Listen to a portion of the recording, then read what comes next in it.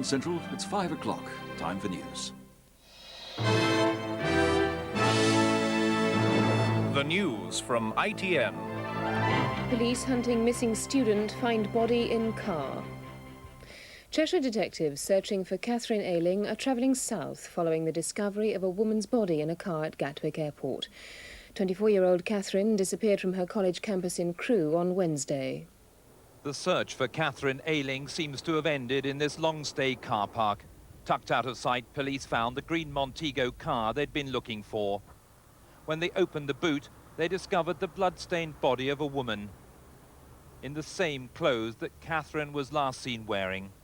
Police at the scene confirmed that the woman in the boot was murdered, though they won't say how. She was not sexually assaulted. Catherine Ayling was reported missing from her Cheshire college on Thursday morning. Curtis Howard, a 24-year-old American known to be infatuated with her, hired the green Montego in nearby Stoke on Wednesday. It's now believed the car was dumped at Gatwick on Wednesday night before the nationwide alert for the missing woman. Police at the airport suspect Howard may have flown back to the States late on Wednesday. A year ago, Howard had been escorted onto a flight out of Gatwick by the police. He'd been told to leave the country after being convicted of breaking into the home of Catherine's sister. We are checking all flights out of Gatwick. We've alerted Heathrow. We're obviously interested in any flight which would take somebody to America. Police here say they urgently want to talk to Curtis Howard, but it seems that the focus of their investigations is rapidly switching to the United States. Jeremy Thompson, ITN at Gatwick Airport. Students at Catherine's College near Crewe heard the news from Gatwick with sadness and great shock. More than 100 who'd interrupted their final exams to search for clues to her disappearance were thanked for their efforts but told to search no longer. The college's deputy head spoke for staff and students. She was a very good student, likely to go forward to graduate work next year, an intelligent student, well liked with a great number of friends, and it seems to me a very sad day for the institution. Catherine's house, a couple of miles away, was deserted, the curtains drawn.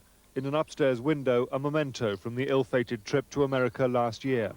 Curtis Howard, who she had met there, had been staying in a hotel nearby, signing his own name in the register. House-to-house inquiries are continuing this evening throughout the area. James Mates, ITN, Cheshire. The security forces in Northern Ireland say the IRA bomb which killed 3 Ulster Defence Regiment soldiers last night was one of the biggest bombs ever used in the province. The bomb exploded near Glenanne in South Armagh. An IRA lorry packed with thousands of pounds of explosives was freewheeled into the perimeter of Glenanne UDR base. The 3 dead were UDR Lance Corporal Robert Crozier and Privates Paul Blakely and Sidney Hamilton, all married. Each had 3 children. Over a dozen others were injured as nearby houses were destroyed. To me, it was like somebody breaking down a door, was like the start of it. And then was the rumbling and like the house sort of shook. It was a totally irresponsible attack on a UDR base, and the fallout in terms of what it's done to this small community is immense. Local MP Seamus Mallon said the attack was appallingly savage, and Unionist leader Ian Paisley at the scene said it showed up inadequate security. The police are very badly pressed at the present time, and so are the Army and the Ulster Defence Regiment, and it's time that Mr Brooke did something about it. That there be no misunderstanding of the determination of the government to seek out these terrorists, to bring them to justice, and to defend the rights of the people of Northern Ireland. One local man, himself a UDR member, says he saw 5 masked and armed men near the scene minutes before the attack, wearing what appeared to be stolen or imitation police uniforms. Jonathan Munro, ITN in South Armagh. Up to 1,000 people have been killed in a rocket attack at a munitions plant in Ethiopia. Eyewitnesses say forces of the Ethiopian People's Revolutionary Democratic Front deliberately launched the attack as they seized control of the capital, Addis Ababa. Lindsay Taylor's report has been censored. The scene of carnage at the former munition site is simply unimaginable. Everywhere, blackened, charred bodies, some of them children, lie scattered amidst the debris, their shapes twisted horribly by the explosion that completely scorched the whole area. The smell is nauseating. I counted at least 150 bodies, According to the German pastor who took us there, as many as 1,000 people probably perished. Pastor Johannes Launhardt, who's lived here for 27 years, said the victims had been looting the factory on Tuesday, when, from what people had told him, rebel forces launched a rocket attack at the site.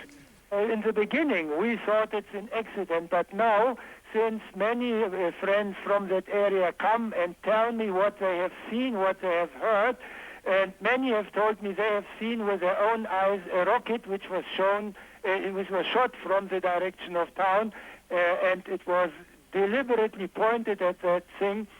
Today there were pitiful scenes as local people gathered at the site, some weeping uncontrollably. They cannot know whether or not their relatives are victims. Lindsay Taylor, ITN, Addis Ababa.